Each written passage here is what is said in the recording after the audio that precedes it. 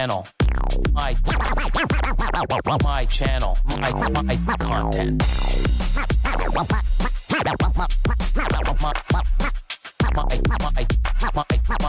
My channel. My content.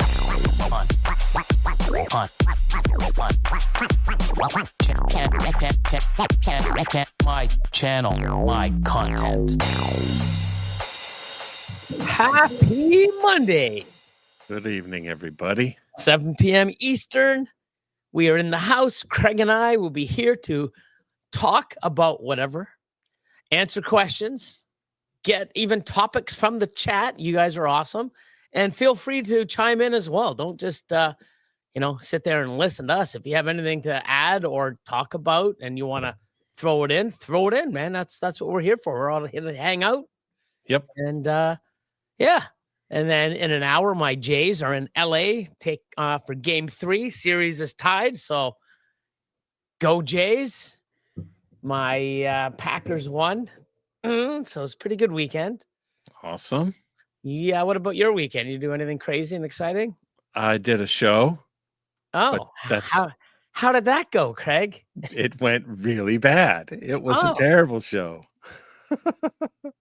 What were some of the reasons that made it terrible? One of the reasons is that Alabama is like 7-1 now, and they're, Saturday afternoons are just dead in Alabama because it's the best time to go shopping, actually, because of the football games. Yeah, that was one of the reasons. But honestly, it's in this awkward location that isn't close to anybody, and I don't think it was promoted very well. We had 0 foot traffic. It was really rough. Wow. Sold 2 snakes all weekend. Wow. But the worst part for me was I was back by the door, and it was, 50 degrees all weekend, and that's the door that everybody opens to go take a smoke break. Oh, it's go out to their car. Yeah, it's that door. and it always stays that much ajar, right? So it was terrible, man. I doubt it got much warmer than 65 degrees ever. Wow. And I'm just sitting there going, do I leave? Do I pack up my animals? Are they going to get RIs, or am I going to get an RI?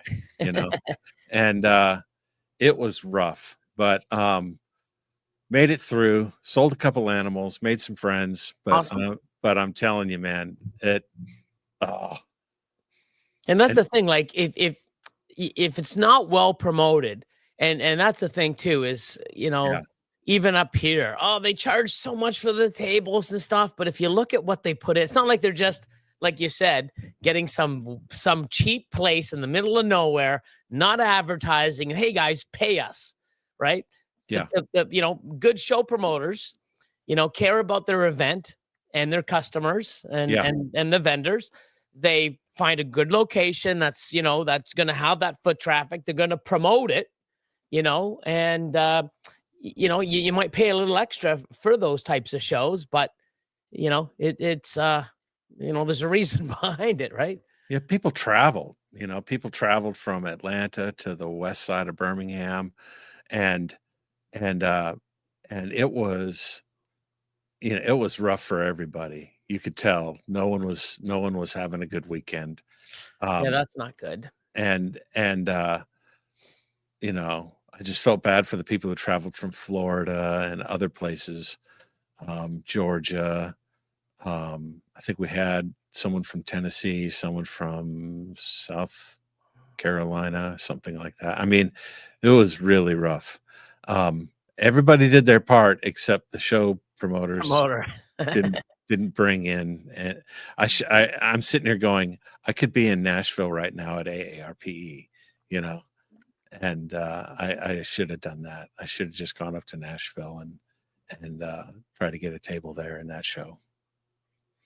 So we got our loud and clear and everything's like that. Not that we check in anymore, but thanks, guys. Yeah. So we got Danny at number 1, Pure Python Passion. Happy Monday. Ed from all the way from the Netherlands. How you doing, buddy? What's up, Ed? Regis Morph's in the house. We got John from BlackRock capping off number 3. Hey, John. Got my boy here waiting for his first MC.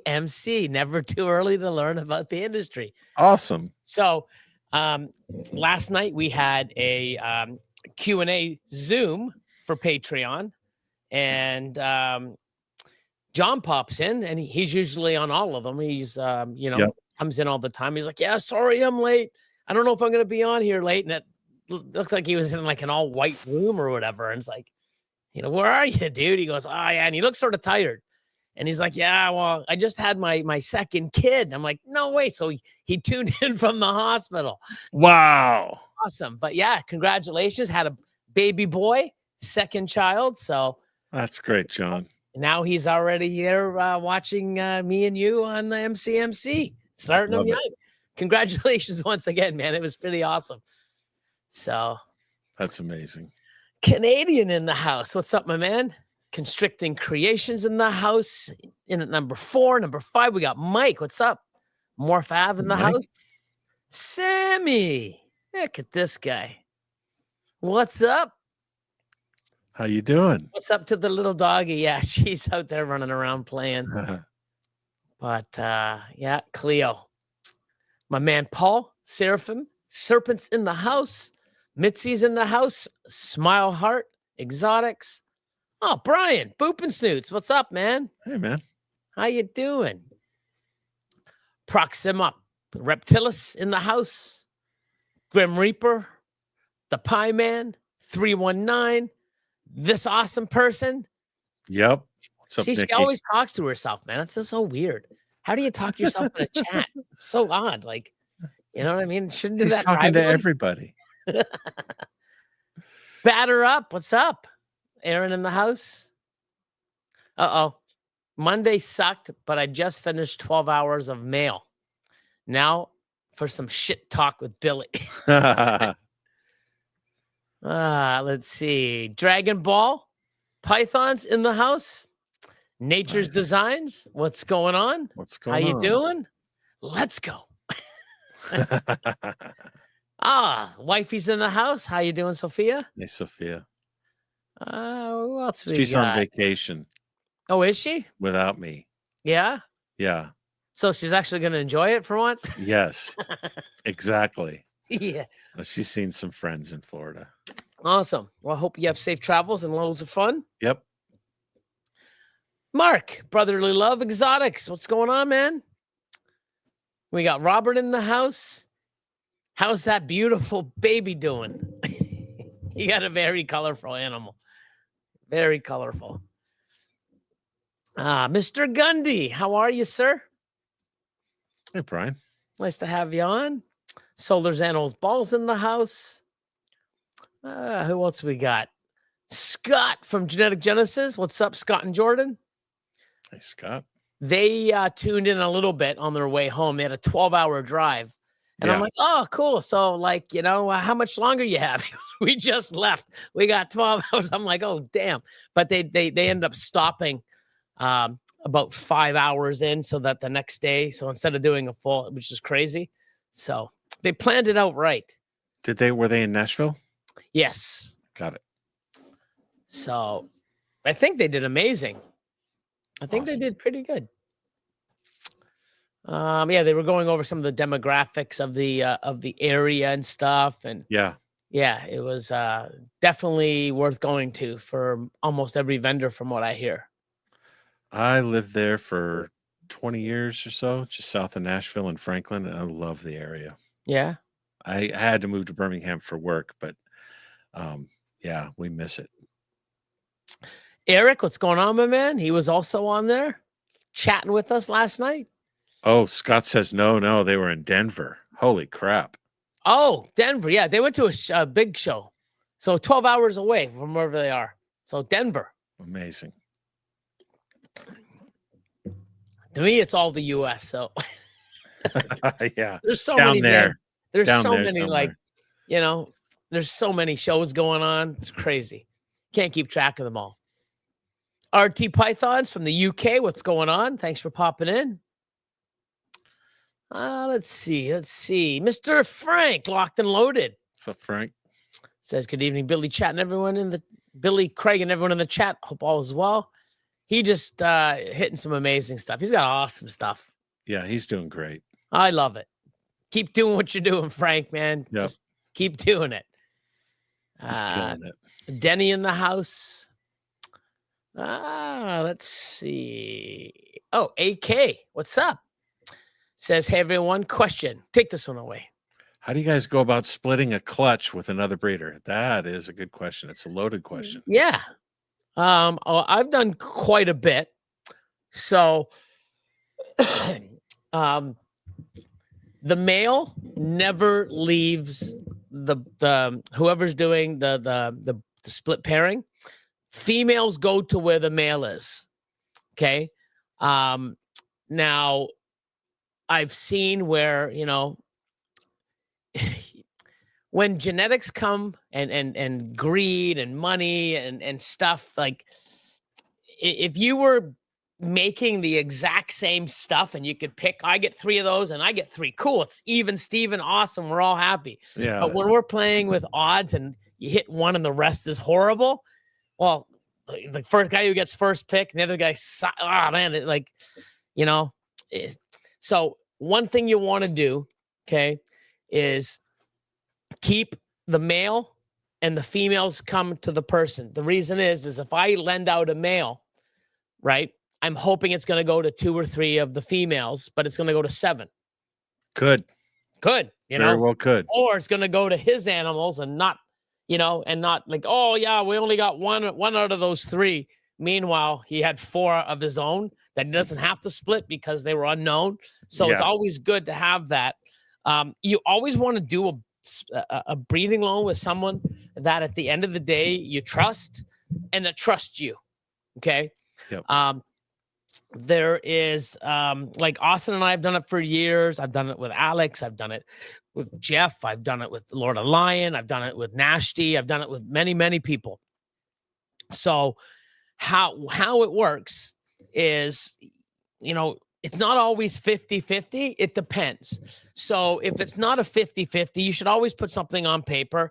I actually have a 3-page sort of document that I have that, when I first work with people, we sign it. And then, when I work with them year after year, like Austin and I, we just do it. We don't have to do it anymore on paper because we understand what it is. But if I have, say, one of my triple males, it's $10,000 and it's going to go to a $4,000 hypopide or something, right? You're giving me the female. I'm going to say, hey, I'm going to take it's 65-35 instead of 50-50 because my male's worth twice as much and it's more rare than yours. So you got to work out what it is in the beginning. Okay. Value for value. Value for value. Now, if you're doing 50-50, this is how it works. Nice and simple. 50-50. I have the male. You give me your female. Okay. Because the male, and this is what I do. The person who has the male is usually the one that gets first pick because they're housing it, they're feeding it, they're ultrasounding it, they're breeding it. And, they get first pick because they're the ones doing everything. And if you're giving them the female, it's usually because you want those males' genetics. So it's, hand in hand. So you do it first pick, second pick, third pick, fourth pick, fifth, nice and simple. Now, I've even had it where Austin and I bought a female, and I've done it with, Nashty and stuff. When we own half of a male. I've done it with also, I'll give a shout out to the Reptile Ward, Craig and Nick. We ended up buying a powerful male. So we own 50-50 of the male. And then we breed it to my animals. Okay, so to one of my females, I get 75% of the clutch. They get 25 because I own 100% of the female and half of the male. Now, when we bred that animal to one of his females, it's the opposite. I get 25% of the clutch and they get 75. And how we pick and how we do it is we do the same thing. Okay. We go first pick, second pick, third pick, fourth pick, fifth, sixth, seven, eight. Then I come around and out of his animals, I get first pick, he gets second, third, and that's how I'll get 6 animals out of the 8. So we split them down the middle, and then I get first pick. So sometimes it works out, sometimes it doesn't. We just had a breeding loan that I gave a female to, and it was a combo double recessive, and we bred it to a monsoon animal, and all 8 animals, maybe I think it was even 9, all males. Yeah, combo triple hets, males. Yeah. I'm going to keep one because it's something I can still do. But we were like, yeah, you know what? It sucks. But the other thing is, though, it sounds to me, Billy, like it would be better to split clutches when you have a reasonably high set chance of success. If you're shooting 100%. for something where you have long odds and everybody puts their animals in and only one guy ends up with the one that hits, that sort of sucks. Yeah, like if you're doing double het to double het, you're 1 in 16. Like both of you could not even hit the double recessive. Yeah. You know? Right. So, when you look at the odds, like Craig said, if you look at it and, one animal out of the whole clutch is worthwhile and all the rest is horrible, and you don't get first pick, like, I wonder why this didn't work out. This sucks. Right. Well, you should have figured it out in the beginning, Yeah. But, and then it comes to where like, in the past, like I'd be like, oh, I have one of these. It's the best animal. Do you want this? And then, you take this and then, give me 2 of these. So instead of doing it like me, you, me, you, me, you, oh, great. It'd be like, hey, I know you need this. I've got one. So I'll give you sort of first pick and let me take the next 2. And they're more than happy because they were going to get less. Now they got more. They're willing to give up, especially if it's like a key animal. Yeah. So, you definitely want to go into a breeding loan plan with someone that you trust and respect and has the same back. You feel comfortable, and it's going to put you ahead. It's going to, you work it out, because if your odds are like 1 in 8 or more, the person that has the male is going to win. And even if I say, oh, I'll take this double visual combo, you can have all the, the 2-3 visual 66% hets and all the possible double hets. You can take them all because I don't want them, And even with those, now it's like, oh, it didn't prove out. They're males. Oh, now you've got 7 animals to feed and take care of that you don't want. It was wasted of your female because you got nothing from it. And now it's just more work for you. So you really got to sort of look to see if the pairing's even worth doing and if the odds are in your favor, because you get second pick. So, yep. Do the math, put the genetic calculator up and look and say, you know what? It'd be great if. But if doesn't come all the time, right? You might not even get that one animal that's key. And you do it, Billy, where whoever has the most valuable animal gets first pick. Correct. Right? Yeah. Yep. It's usually the male, but I've done it with Austin where he's had, he's had a power stacked animal and he'll get first pick, So it's just fair, right? But then you hear, no, but it's the person who has the male.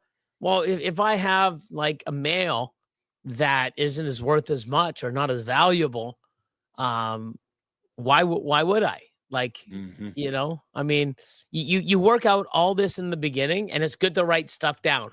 So, yeah, it's great. It sounds like the kind of thing that you want to do when you have, when it's a win-win, and it's a force multiplier situation. Yeah, I mean, I won't get into the names, but there's some big breeders that gave animals to a guy and he didn't want to give them back, and he got nothing out of them. And what the fuck? Like, it's crazy. Yeah, I mean, it's something that happens, and I think it might happen a little more, but people might not want to say anything because it's a bigger. I don't know. Like, it's just here's your animal. Here it is. You know, come split the clutch. Here you go. You want to keep running it. Like it's got to make sense. Right. Yep. And let's see. I've heard stories about how friendships have ended over split clutches. 100%. So be careful. We had a great show vending, AARPE in Castle Rock, Colorado. Good. Awesome. Awesome to hear. What's up, Jeff? Bald head. How you doing, Paul's Jeff? in the house. I think Jeff is on tonight with the guys on Breeder Underground. I think. Cool. What's up, Ryan? Another one that was on last night, yapping with us. What's up, Brian? Take this one away. Some shows are hard. We've been trying to grow our own local show for years. The progress in self-promotion is rewarding. Time is on our side. Awesome. It's great. Oh, Ken, what's going on?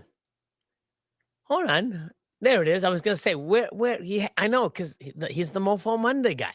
I'm like, what? I just see him. I'm like, no. So I had to scroll up because I'm looking for the Mofo. I'd be upset if it wasn't there. Jen Sorrell says, hey, everyone. First time doing a live chat. Old lady. All right. Bruising balls. Awesome. Well, welcome. She says, what's up, everyone? Mr. Chad, how you doing, my man? Oh, next, look at this. Chad and Chad, both at the same time. What's going on, guys? No, Hi. I think there's just one Chad, maybe. Maybe there's just one. No, unfortunately, there's two. Two keyboards. Well, I've met the one in person. I have Hyperspace two. a few years ago came out to the facility and hung out for like 4 days or so, which was Me awesome. too. I've met him a couple times. Haven't met Chad. So, he's too much of a loser to go get a passport. Because, he's. But you had in your old just- facility, you had a like a little shrine to Chad. Yeah, I got it. I got to unbury it, but I had the Chad shrine. Yeah. Yeah, you've seen it. Yep. Well, it wasn't made up. We did.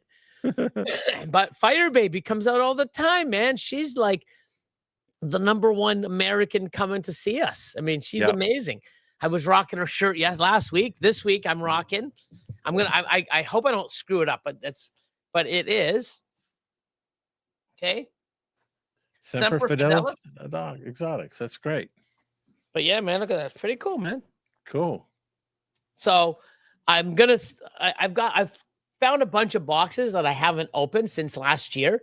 So I've opened them. I'm actually going to put them all back and do an unboxing video, like a Mail Monday, because I've got like 30 packages. It's from like over a year. Wow. So I mean, it's nuts. I got to just get back on that. But so I'm going through it because I still haven't found my other ones yet. Because I packed them all and I found a few, but I've worn them. So I'm like, you know what? I'm just going to go through the new stuff. Bam. Cool. Bone Daddy's in the house. What's up, Vinny? What's up, Vinny? Oh, Virgil. How you doing, man? What's up, Virgil? Right back at you. I should have a productive week. If you don't know, I actually have the link in the description below with myself and all Craig's platforms and Husbandry Pro, which, as I say that, I will put Husbandry Pro up on the board and do the banner. Basically, the new Reptile Rads is being launched tomorrow.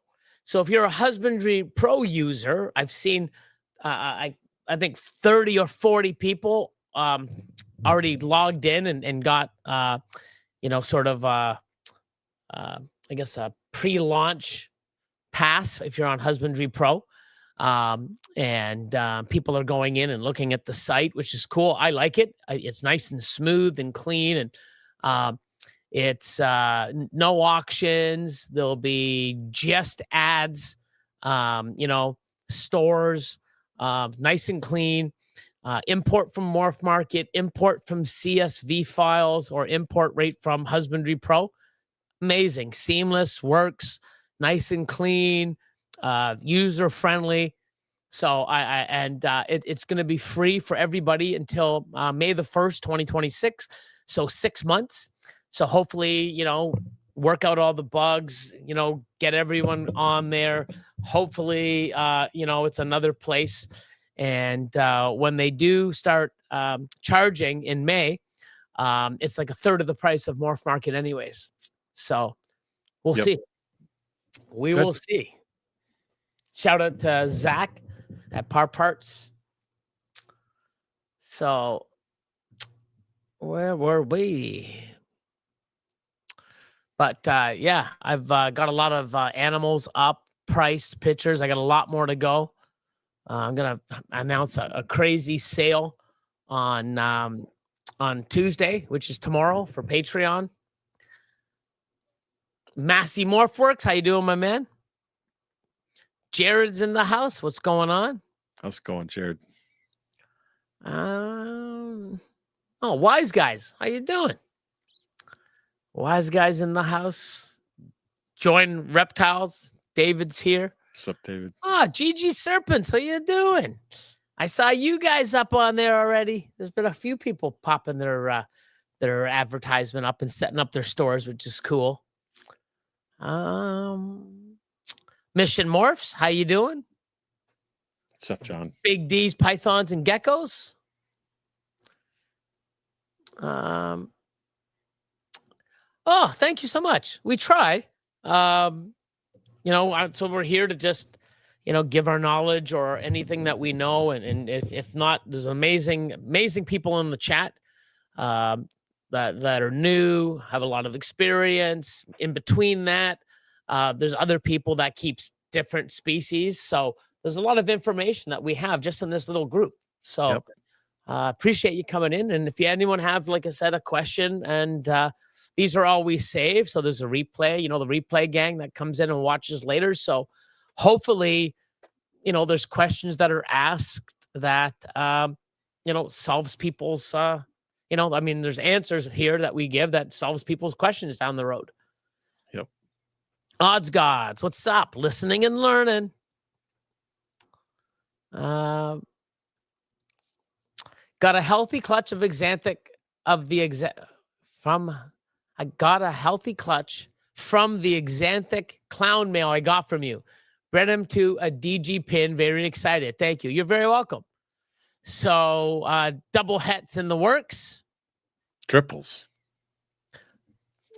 What are you talking? Oh, damn. So yes, that's right. Exanthic clown. That's a double visual mail. I'm like, oh yeah, clown DGs. Double, yeah, okay. No, Exanthic clown DGs. Cool. There you go. I hope he is a good breeder for you. Hope you put him to lots of work. Oh, here we go. Uploading animals to RADs the last 2 days. Awesome. Yeah, I saw you on there too. Mission Morph says they'll be using it. Signed up today. Awesome. And yeah, all's well with both of us. Same thing usually, just here chatting away. Always got things to do, animals to ID, animals to feed, rats to clean. I've been pricing and getting photos caught up. So now I've got about 150 more animals that I got to price. But I'm just like, so working on it. But at least now I lit that, match under my ass. So I've got everything there. And then now once it's done, it's going to be a lot easier, So very, very much easier for me.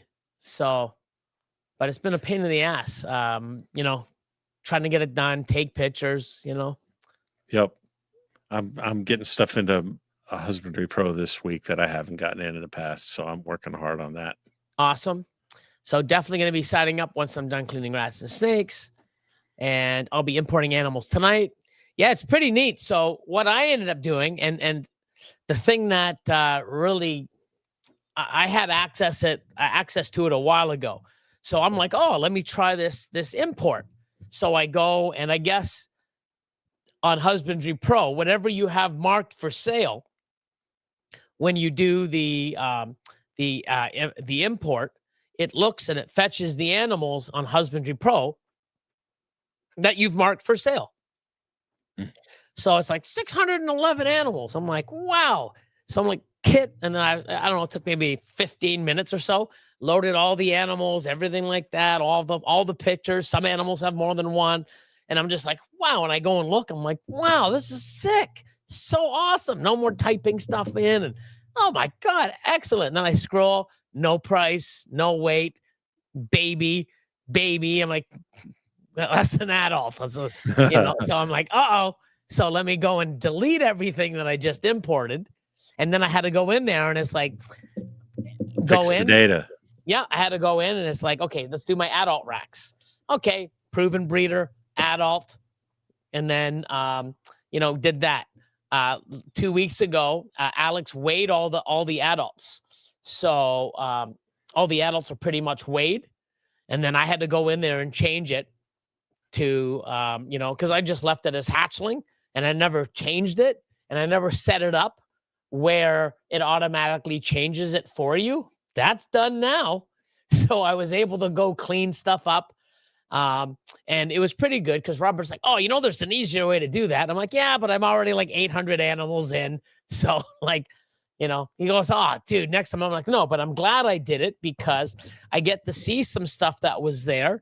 And if you remember when Husbandry Pro first came out, it only gave you an option of pied, het pied, or pos het pied. We didn't have the 50 and 66%.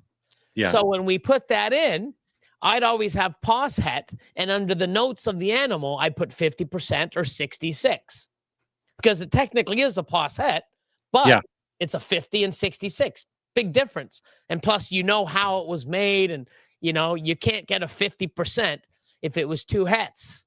It was from a visual to a non, and 66, they had to have head on each side on both parents. So, so I'm in there and I'm like, oh, Christ, pos het. And I look at the bottom 50. So let me delete the 50, go up, delete the pos, go pied, and then now put 50%, now 66. So I've got everything sort of updated, done properly. I'm happy with it, except I still have a lot more animals to go. But it, it feels good when you clean stuff up, and it's not as productive as I want, but I know it needed to be done. And it's not like, all the other stuff that I have around here needs to get done, but I just took a big chunk of what I needed to do instead of like, pushing it aside.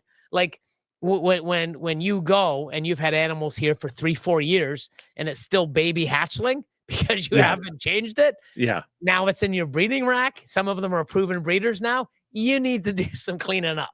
For so sure. That's what I've been doing. One of the things that tripped me up early on when I was just starting, they would say something was a het something, and then they'd call it a proven breeder. And I thought proven meant it proved out. But I've had several times where I bought proven breeders that they've told me later was not het. Actually, it didn't. We finally hatched the eggs, and it wasn't het, or it was het for something else. It was het clown, not het pied, or something like that. But when you hear someone say proven breeder, it just means that it's bred before successfully. It does not mean that the genes proved out. Yeah. I mean, you used to hear that a lot, like even with all the information and like going back maybe 2 or 3 weeks ago with the whole double het. No, it's not double het. It's 66. Like, I remember people, you look on some of the Facebook groups. It's like, oh, I got a 66 pastel 66% het pied, and I bred it and I got no pieds. Like, thought 66% of them were supposed to be pieds. And I'm like, wow. Like, it still happens to this day with all the info. So, we really got to keep, pushing and teaching and letting everybody understand, especially some of the, even new people. What's a 1.2? I don't get it. Male, one male, 2 females. got a question here. Being new into the breeding part, this is from Travis. Okay. I'm curious how soon, typically, do females start developing follicles again after laying a clutch? For context, I'm acquiring a girl this week that laid in June 2025. So June, so we get July, August, September, October. Start pairing, or I would pair end of next month, December. So to answer that, I've seen it as low as 4 months. Austin had 4 months. I've had 5. So I've had a few females that laid 2 clutches in the same year, in January and December. Okay, so 11 months is basically, and it's like, wow. Now we've had some go, 11 months, in 2024, and then some in 2025, but it was 11-month span. But a few times we've actually had 2 clutches from the same female in the same year, January and December, which is awesome. But I like to say, I've seen it as early as 4, but usually around 5. At the 6-month mark, they're already in the building cycle for next season. So I have an alarm that goes off every 5 months after it lays to start ultrasounding, and then I'll pair accordingly. I've actually had it where I've gone, I'm like, wow, she's at 16. Holy crap. And then I've had other ones that are like 8 or 9, and another month later, or a month after that, a couple of months later, now she's finally over 11. So, rule of thumb at the 5-month mark or 6-month mark, definitely at 6, I would even start earlier. If the male's not going to too many females, I would start at 5 months, start pairing. Cool. Good question. There's another question. In reality, how many clutches does a female have, and how often do you give a season off? So unfortunately, I don't have that kind of data. I have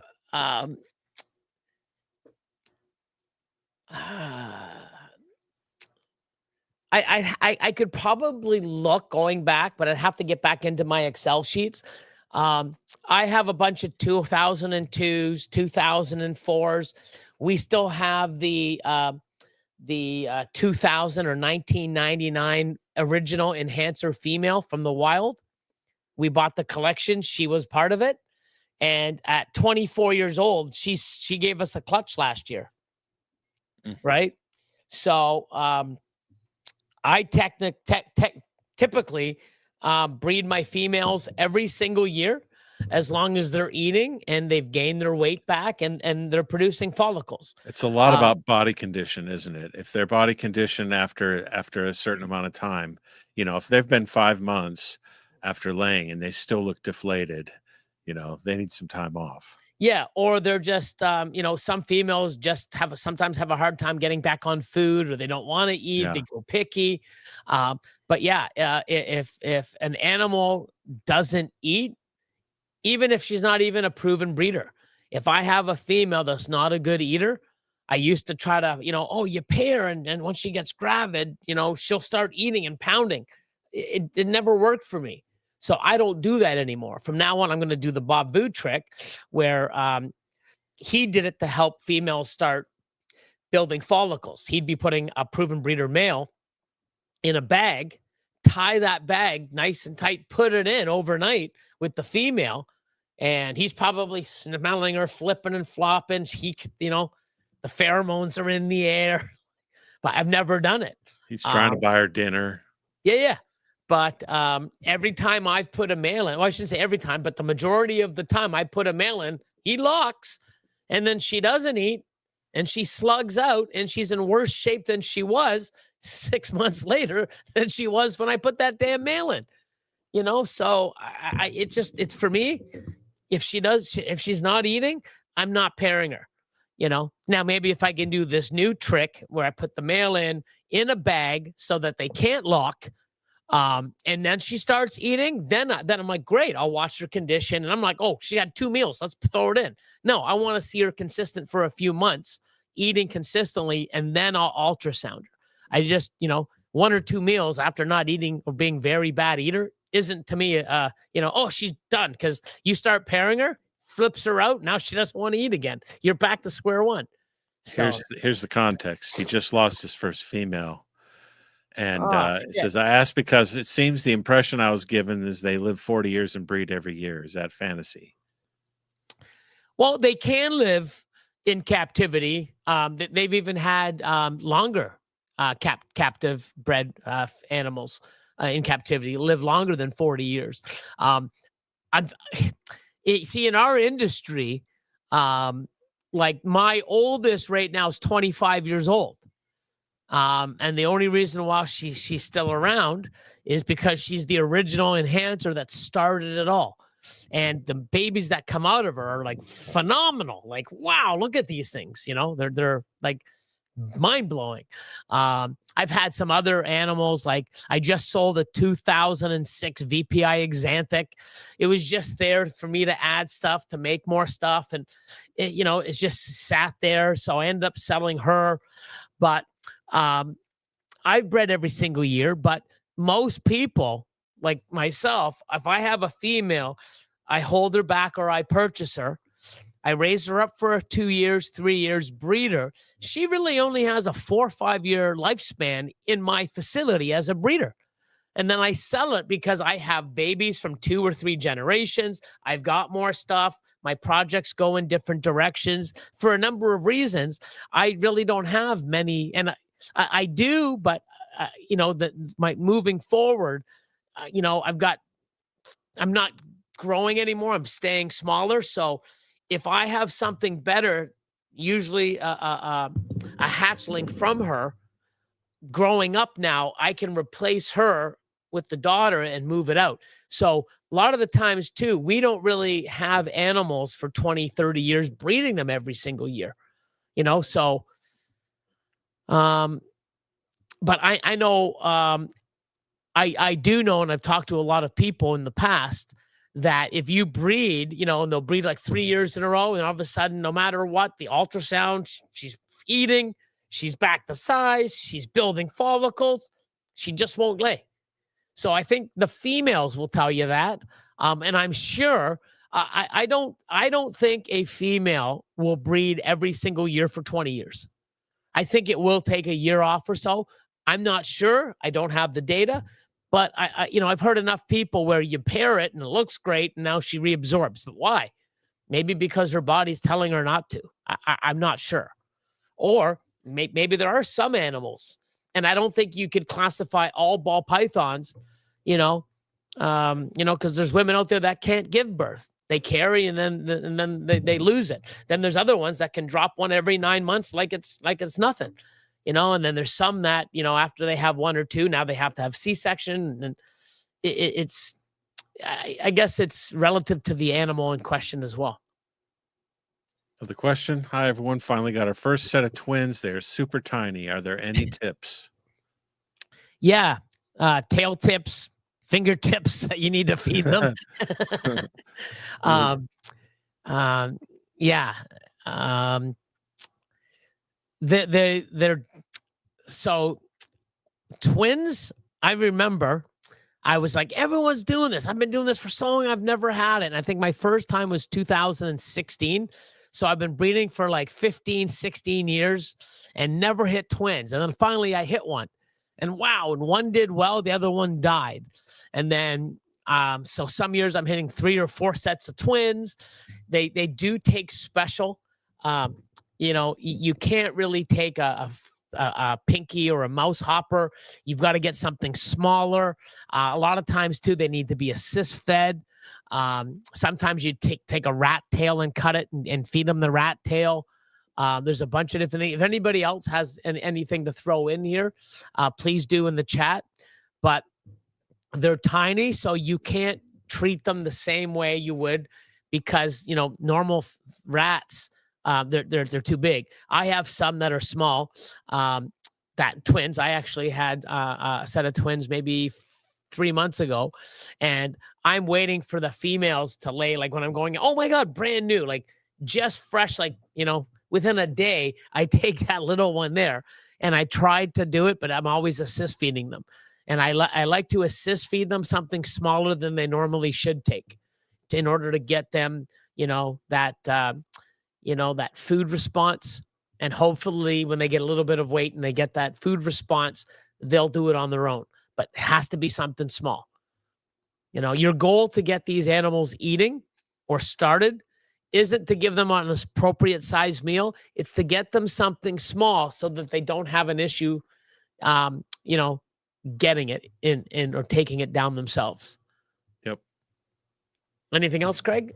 I mean, mice pinkies are great for that. Yeah. You know, they're really small. Rat pinkies are way too big. Yep. And the goal is try to offer it in such a way that they take it, that their response kicks in. Just because it's small doesn't mean they won't eat it. And just because they're small doesn't mean they won't take food. So sometimes you have to assist feed undersized animals, and sometimes you just need to be patient with them, and as they, you know, grow and are able to take bigger meals. Charlie's in the house. What's going on? What's up, Charlie? Mr. Charlie. You're very welcome. Let's see. Dickie Foster's in the house. Awesome. Hope it helped anyways.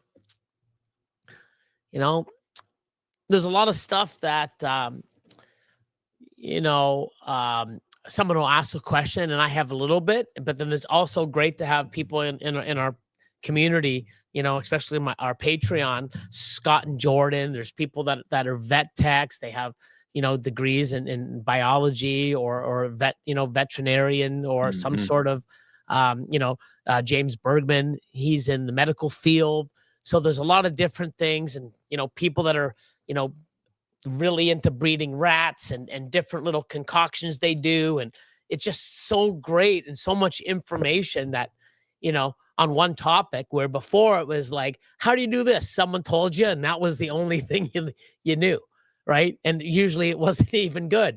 That was, you know, something that they just made up, or they got it from somebody else and then just, you know, regurgitated it to you. So at least now there's so many different things, and it's awesome. It's awesome. Pythonosaur, what's up, man? I've had a girl breed for me for 4 years in a row. Most of the time, it'll take a year off every 2 to 3 years. Yeah, sometimes they're the ones that take the year off. You Yeah. know, they just won't go, and they won't lock, or they won't go, and, you know. Oh, there we go. Rat tails are good to get them started. That's for the little for king reptiles. Yeah, no, I'd rather just get mine from the store.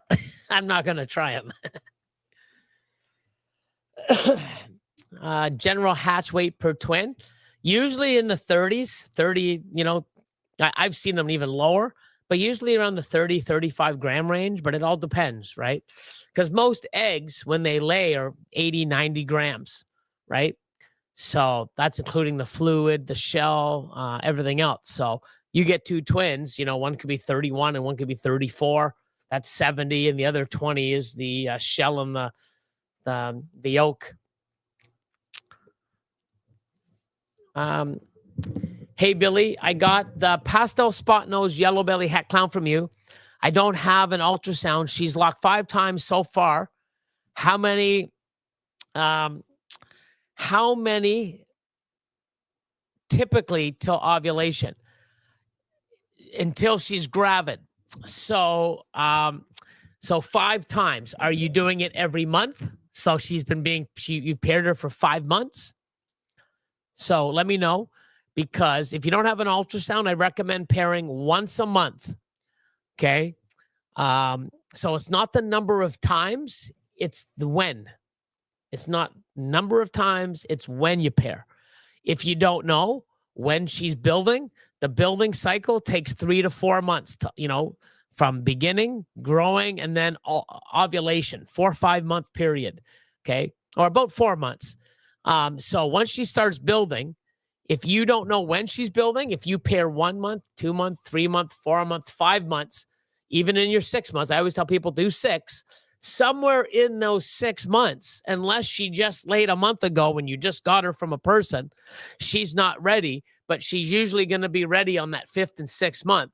But keep an eye out, because if you pair every month and on the 4th month, you notice her not interested in pairing anymore. She doesn't feel like eating. She's at the back, coiled and nesting. Those are pretty good signs that she's already gravid or she's going to be ovulating soon.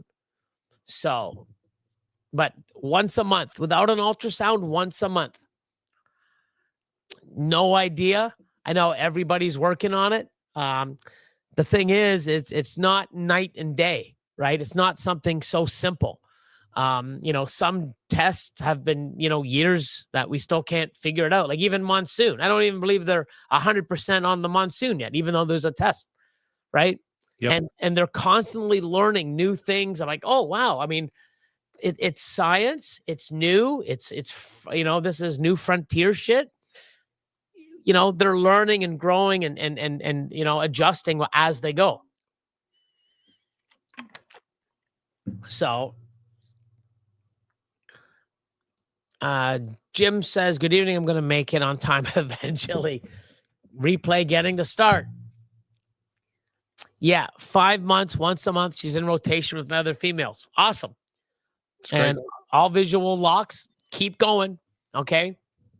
I would do it again on the 6th.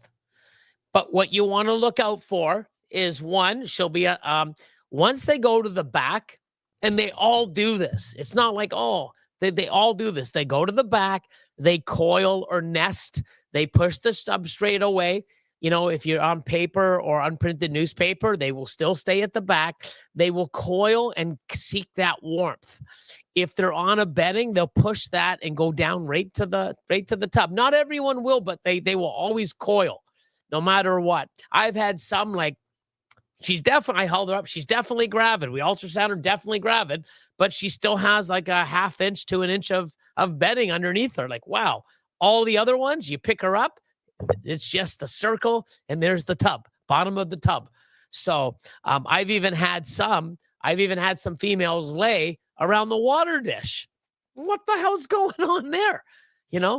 Crazy. They always lay at the back. Nope, not everyone, because I've had at least 3 over, my span, and, lay and lay eggs around the water bowl. What the hell? You open up and she's coiled. I'm like, those eggs? Sure enough, they have eggs around the water bowl and she's perched around them. It's crazy. So, but, look for those signs. Got a question from Travis. When y'all say she locked and started slamming food, does that mean you're feeding her standard size meals weekly versus biweekly, or smaller meals 2 times a week? So it depends on the person. So I know people that feed animals weekly. I believe Justin said it in one of his videos as well. When he's breeding and he knows and they're locking, he'll feed, I believe, weekly. To a certain point. I myself, what I do is I'm on a every 2-week rotation, but if I have ones that are building and I'm pairing, I'll feed a 3rd meal. So what I'll do is I'll do week on, week off, week on, week on, week off, week on, week off, week on, week on. So I throw an extra meal in to those ones. And it's easy because I mark my gravid females with a black marker and ones that are building with a yellow, right? So I have a yellow tab. So when I go through and I just go and I'm like, okay, 1, 2, 3, 4, 5, 50. I'll order 50 other rats. And then I can feed those an extra week, instead of the week before when I ordered 400. Now I fed them. Now, I do that, but I do it once in a while. And I don't double feed any of my animals unless I'm doing smalls, and I'll feed the bigger animals that should take a medium, and I underfeed my animals. But now what I've been doing is I feed, this is my first year doing it. I feed a medium rat. 2 weeks later, I feed a small ASF. And when I say small ASF, small. And then 2 weeks after that, I call one of my racks. So then I'll feed a proven breeder female. And that's usually what they get in a 5, 6 week, 7 week cycle. Those 3 meals. but one's very, very big, one's small, and then one's people are like, wow, you only feed smalls or stuff like this, when I wasn't even feeding any rats at all. And I'm still getting 6, 7, 8 egg clutches. So, I'm trying something a little different now. Less work for breeding the rodents, and I have less now than I did.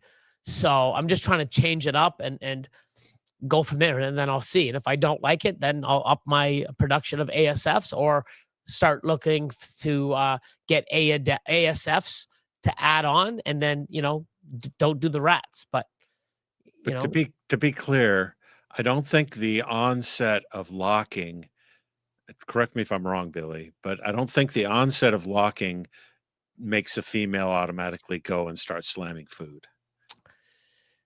No, so I mean, a lot of people, and I've never really used that as one of my, because I didn't breed my own rodents for many, many years, I was on a cycle where if I didn't get rats from my rat guy every 2 weeks, and I started, I'm going to take this, and then maybe in 4 weeks, he'd be like, fuck you.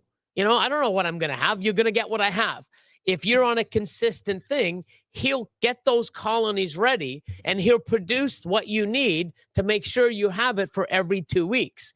If you're buying here and there and all over the place, because, when you breed yourself, you have access to know what you want to feed and how often. But when you're getting something brought in, you can't say, oh, for 4 weeks I want it, and then skip 3 weeks, and then he's going to say, fuck that. Like, it's got to be something consistent, or you're going to get whatever. You message me when you feel like you want food, and I'll see what I got available, So, but I've never really looked and like, oh my God, they're ferocious. Because I've had animals, especially when I feed them every second week, not every week, they're already coming out because they're hungry, because their belly's empty, because they've fully digested the meal I gave them 2 weeks ago. So I wouldn't take, oh my God, they want food, they're hungry. All mine are almost like that. So does that mean mine are gravid? Probably not, because my ultrasound says no. But it could be a sign for some people. I just never have used that as one of my signs to know she's gravid. My ultrasound tells me she's gravid, and I feed accordingly to that. Yep. I've had a few females I can use as a calendar 3 years in a row, all within a week or two of the previous year. Yep. But that's 3 years. Do you have one that's done 15 in a row? I'd have to look back at some of my older ones, because I know there's some that I never even bothered pairing. Like, there's some years it's like, I'm not even going to bother pairing her this year, or the male's not ready, or, I'd have to look up some of that data. But we do have a 25-year-old female now that laid last year and the year before. So, at 24 years old, she's still breeding, giving clutches. Is it a good idea to be able to ID a morph before you buy or attempt to breed it? If you can't ID it, why do you want it for your project? 100%. Now,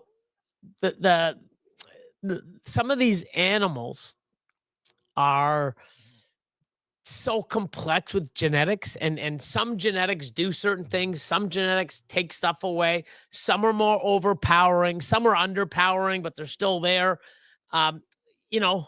You should be buying an animal for your project, and you should be able to ID it to a point where you're pretty confident that your animal has the genes that you're trying to acquire. I've been looking on Morph Market, looking at pricing stuff. And I'm going on there. Okay, let me see. And I'm like, that's not what that. How the fuck? Like, that looks nothing like the rest. Like, this guy's on glue. You know what I mean? Like, that's not what it's supposed to be. And wow, look at this one. Like, the more you look, there's a lot of shit mis-ID'd, right? So you have to be, when I ID stuff, I'm pretty confident, or I wouldn't put it up. If it's so off, I'll be like, pause this, pause that, pause this. And I've done that quite a bit. but I'm pretty confident I see what I see. And if you're buying it and you're looking, you should do some, comparison yourself and look, or take the picture and ask others. And if you don't feel confident that it's ID'd the way I believe it is, then, or another person believes it is, then don't buy it, because nobody can offer guarantee on what's in these damn snakes unless they're recessive. You have to be able. This is 100% triple het. Oh, it's only a single het. You sold me a triple het. Someone fucked you. That's, there's no way 100% het, if it's sold to you as 100% het, isn't, or a triple or a double. That's the only thing many breeders will guarantee is the recessive part of the animal, whether it's visual or non. Now with shed testing, people, even with shed testing, you can buy an animal that's been shed tested. There could be room for error there too. Hopefully Sure. not. But you've got to feel confident in the person you're buying from as a seller. They're IDing. You're looking at the animal, and other people asking questions and saying, "Yeah, I feel confident it is. It's 100% het because it was shed test." So that means if it was shed test, it wasn't from a visual, because why would you shed test something that was visual? So it probably came from a visual to a non-het, or a het-to-het pairing. That's why they went and secured and paid for the testing. So you got to look at all this stuff and make the judgment on all the information that is available to you and make the call. Yep. So Ken says, take this one away. I do once a month, but we'll wait a week or so if storms are coming. My males seem to lock better when it's storming. Yeah, a lot of people say this. Yeah. For sure. We get good thunderstorms down here. Yeah, pressure systems come in and it just, so one is 39, one is 24. The tiny one had a lot of yolk sac left and it didn't absorb. Yeah. So what you can do next time, or anyone listening, when they get that and one of your animals doesn't absorb the yolk, you can break it open and get a syringe and suck it up and put it inside and give it, basically orally give, whatever you can get out of the sack and give it to the animal. Mr. Fleming, how are you? Says, how's it going, everyone? We pair the day after shed cycles for females and monitor follicle growth, maybe 3 to 4 pairings. Grow 3, maybe 4 pairings. We aren't pros at it. Yeah, they finishes it later. Says, we aren't pros at this, but it works for us. Yeah.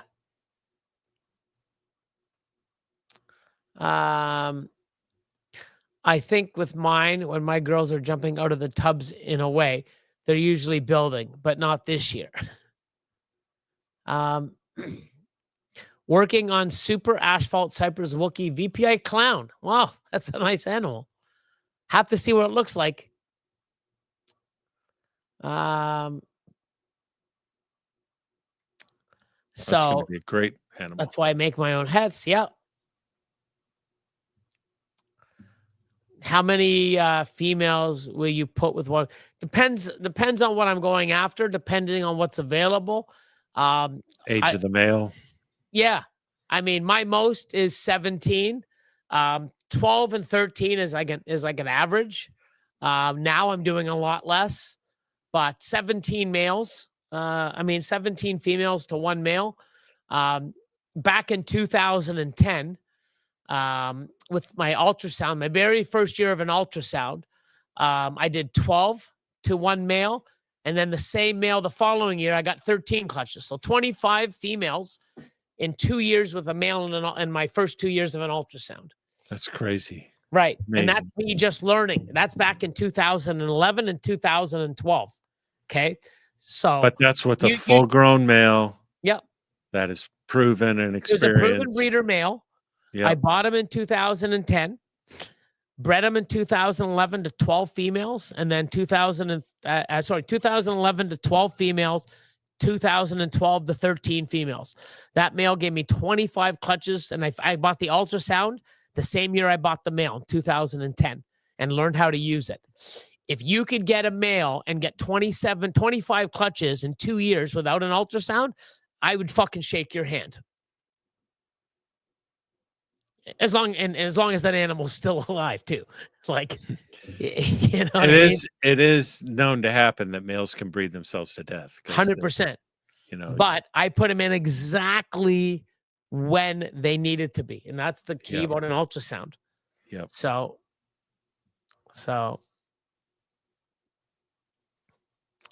but now I want to keep it to like 1 to 6, 1 to 4, 1 to 6. I got a lot of different males. I'm trying to do different things now. So, you know, there's a lot of projects that I have that my males, you know, they're like double visual, double hets. And then I got other double visual, double hets. So they're the opposite. So they're going to be they're not all going to the same animal. They're going into different things to make stuff to eventually go back to each other. So, you know, but it's, I'd have to look. Like this year, I've had 87 clutches. I still got a few more dropping that I know it looks like they're retained sperm from May when I last paired them. I've already had 2 clutches lay in the last couple of weeks because of that. But I've ended up making my 2026 breeding program on Husbandry.PRO, and I've already loaded up 99 males. So now once the females are all weighed. So now we got to ultrasound them. And then once I ultrasound them, I just go in, and any female over 1,200 grams, that's over 11 male follicles, it'll give me a list of them all. And then I'll insert those to the males that I want and then start pairing immediately. So I'll eventually know how many males to females I will this year, but I'm trying to keep it a lot lower, like out of the double digits. Mm-hmm. So I'm doing 2 to 4 females to some of my big banger males. I thought that was too much. If that's what you feel like, don't forget, like not everybody, you know, breeds the exact same way. Some people, you know, I do things for a certain purpose, and now I'm changing things up a little. But if I have a male that he's breeding and eating and producing sperm, and I can put him into this and that project and this and these genes and that genes and these genes, you know, why not? Right? As long as it suits your purpose, right? And you're organized enough to track it all. 100%. And you have the equipment and the knowledge to know when you should be pairing them. Because the key thing is, if you're putting a male to that many females, you better know when they're ready. Otherwise, you're just wasting the male. Yep, the waste on the sperm. Wearing them out. Yep, and stressing out the females because he's in there trying to breed, and she's not even ready. And then any, you know. But a lot of times the males go off food too, so you got to watch their weight while they're breeding. If they start to lose too much weight, you got to pull them out and you got to back up male. Yep, backup male. Plan B. Yeah. But yeah. So how's the rest of your week look like, Craig? Looks good. We've got you know, and I've got a lot of stuff to get into Husbandry.PRO. Some more stuff I still haven't ID'd from this last season because I was so unorganized. So got some of that I'm doing in Husbandry.PRO this week. And then I'm going to list all my short tails. My chrome head short tails are ready to be listed on Morph Market. And do they have other species ready on Rads yet or not? Oh yeah. The Harbin's got a bunch of. I've got some boas up there. The Harbin's got their hognose, like you said. Great.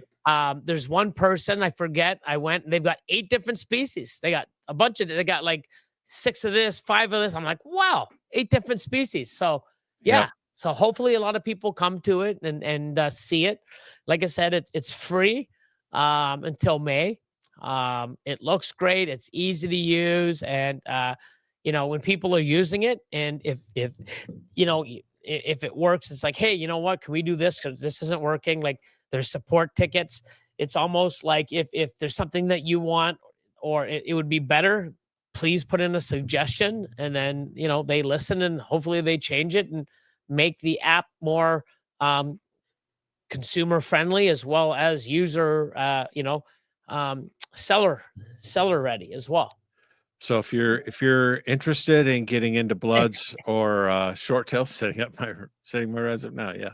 So if you're interested in short tail pythons, some options, a great way to go. These are chrome heads from Vin Russo's stock, so the male and the female. So they're just really outstanding animals. So let me know if anyone's out there wants some before I list them. You can do it. You can do it. You can do. You got to watch our videos and take and practice. It's a struggle for me sometimes too. Kilburn. Yeah, well, when you use the iron, I mean, of course you're not going to get any results. Do you ever feed before a hatchling has its first shed? Never. I have never. No need, because it absorbs the yolk. And then after it does that, it goes into shed. And plus, I leave all my hatchlings together in the same tub. And I would hate to try to feed 7 mouths. You've seen me on videos just trying to do a video, trying to take, they're lunging at me, you know. I wouldn't want to try to have a rat in there. Next thing you know, they're all trying to get at the same rat or biting each other. So I always wait. I don't know if anybody has or what the purpose is of that, but I've never myself. So matter of fact, you don't even take them out of the incubator until their first shed, right? Correct. Yep. I just leave them in there because, you know, they're already on cocoa. The humidity, the temperature's perfect. They're used to that environment.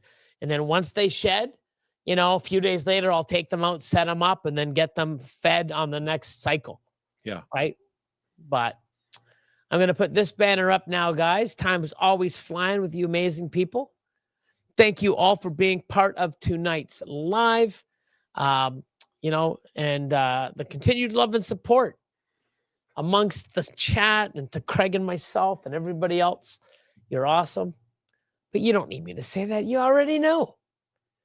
But any last questions before we give the outro? Anyone? Let me see. Best advice ever. Leave hatchlings in the incubator. Yeah. How do you set up your egg boxes? I've heard and seen. So I just basically now, I get a 1/4 inch of water, put it at the bottom, put my egg tray in. I use Dragon Hatch, put my eggs on top. That's it. There's so many different ways. Find a way that you like and find the way that you're comfortable and do it that way. But there are so many ways. Did Craig steal Mandic's shirt? No, but I'll say I've lost 40 pounds and now I can wear this shirt. I couldn't wear this shirt for the longest time. Yeah. So now I can wear it. That's hilarious. It's an old one. There we go. They just started. Let's go Blue Jays. I'm going to be watching it as soon as I'm done here, my man. Actually, I'm going to go for a jacuzzi. Or maybe I'll do that in a bit. But good night, my man. How you doing? Later, Paul. Good night. Go Blue Jays. Thanks, guys. We'll be seeing more of us on your lives in the future. Hope so. Great. Thanks, enjoy. man. Thank you. You're very welcome. And we will see you guys next week. And maybe even sooner if you go on and you can see all these most of these amazing people are already on RADS, reptileads.com. Go check it out. Here we go, guys. My channel, my content, I'm the man with the morse. Billy Rose in the house, breaking down those doors. Mutation, creation, making waves, that's the norm. With the snakes in my hand, feel the power transform. Yo, it's Billy Rose. Let me And tell you Craig in what's orange from shirt. the heart of Canada, where the pythons prevail. Got the rack stack high, morphs that'll make you smile. From clowns to ultra males, I'm running this reptile now. Started from the bottom, now collections elite. Feeding ASF, every snake gets a treat with the community tight. I'm the breeder you seek. Mutation, creation, every day of the week. Social media buzzing, see the followers grow. On YouTube, Instagram, watch the Billy Rose show. The hats into the giants, got the genetics unlocked. In the reptile game, I'm the TikTok of the clock. Channel my content, I'm the man with the morse. Billy Rose in the house, And breaking Craig. down those doors. Mutation, creation, making waves, that's the norm. With the snakes in my hand, feel the power transform. Gold scissors in hand, cutting clutches with flair. Reppin' Toronto, Canada, you know I'm rare. Team Ultra Male strong, colors vivid and bright. In the world of ball pythons, I'm shining the light. Shining the light. Everyone have an amazing rest of the day, amazing week, and see you next week. Bye, Yep. everybody. See y'all.